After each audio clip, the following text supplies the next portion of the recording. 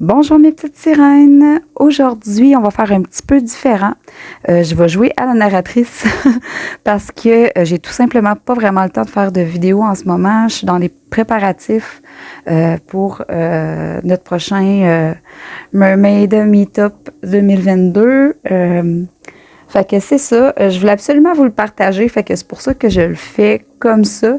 J'espère que vous allez trouver ça quand même intéressant. Je vais essayer de mettre des images, des affaires peut-être là, pour rendre le tout un petit peu mieux.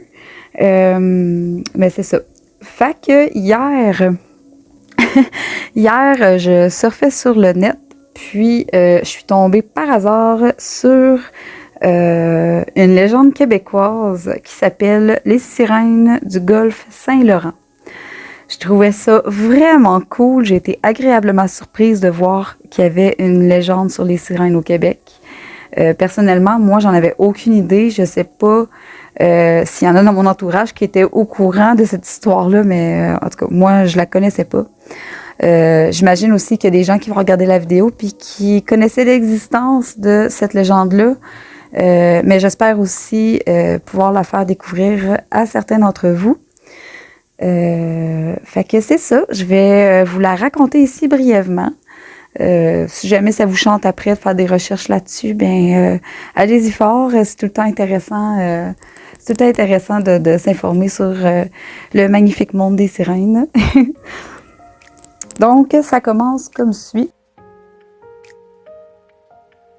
Les sirènes du golfe Saint-Laurent.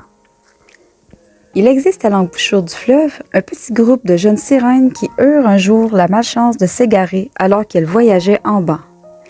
Elles avaient pris la direction de la Méditerranée en compagnie de leurs aînés pour rejoindre ensuite leur demeure située en mer Rouge.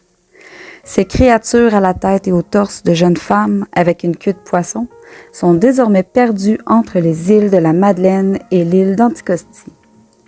C'est ainsi que l'on peut voir parfois ces ravissantes reines des mers s'approcher des bateaux de pêcheurs gaspésiens en espérant qu'un capitaine consentira à les conduire jusque chez elles. Leurs chants ont la même douceur enivrante et leurs gestes sont tout aussi gracieux et envoûtants que leurs semblables des mers.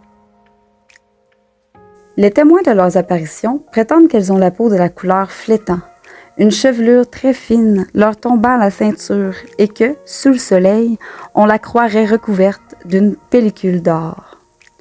Les marins racontent que l'une d'entre elles se glissa un jour sur le pont d'un navire et qu'elle demanda à un pêcheur de lui ôter, avec son canif, les sangsues qui recouvraient la grande nageoire de sa queue.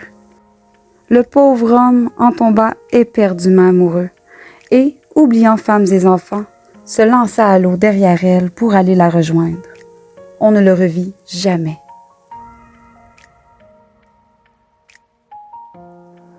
Donc, c'est pas mal ça pour aujourd'hui. Ce petit extrait-là provient du livre « Créatures fantastiques du Québec », écrit par Brian Perrault. J'imagine que vous pouvez vous procurer ce livre-là, soit sur le net ou dans certaines librairies au Québec. Donc voilà, je vais vous laisser là-dessus. Puis j'espère que vous avez apprécié. On va se revoir une prochaine fois. Je vais sûrement vous faire une vidéo ou un petit quelque chose là, prochainement quand que je vais avoir un petit peu de temps pour moi. Donc bonne journée à tous. Bye bye.